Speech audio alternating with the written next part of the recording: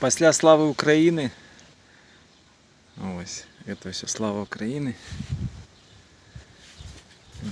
Іде кишміш століття. Перший сигнальний врожай. Тут одна гронка і тут некілька. Ось ще одна. І ось.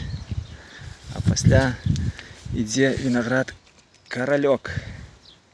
Вельми цудовний виноград. Усім так само раю мати його. У минулому році ми його вже споживали на початку жнивня, одним з перших. Ось такий Корольок, бачите? Ось.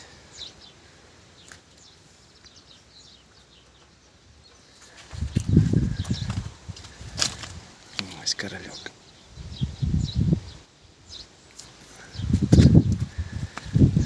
Так. Далі йде виноград Кіра. У меня один запашник. Самый поздний виноград. Бачите, еще здесь цвіте. Ось. Ось гэта Кіра.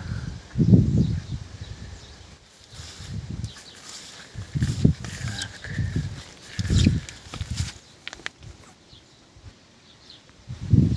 Гэта Кіра. А ось тут Прыма України.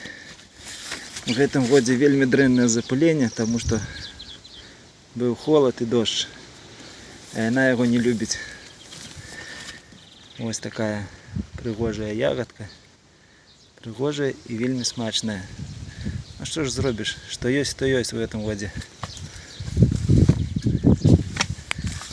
Ось. А гэта падарунак Беларусі. А не, гэта яшчэ Прыма України тут. А ось тут падарунак Беларусі. Попченко Бекешкин. Владимиру Попченко прывітанне. Ось ваш падарунак Беларусі так расце ва ўмовах захаду Беларусі.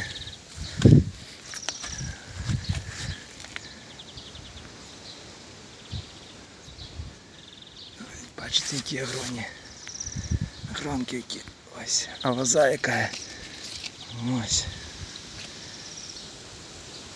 Ось яка моцна лоза його. Ось. Я хочу вам показати ще, забився, виноград Преображення.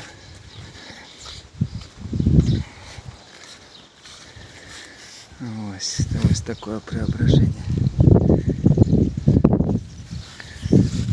Ось, бачите.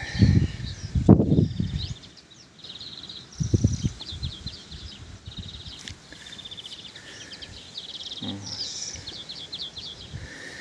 Это все Преображение.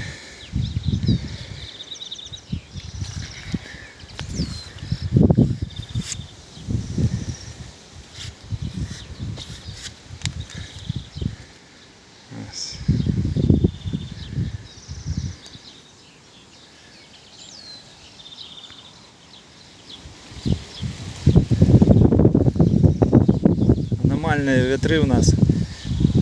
Ну, или нічого.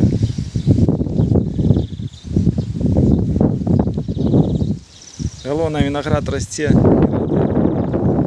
Всім дякую за прогляд.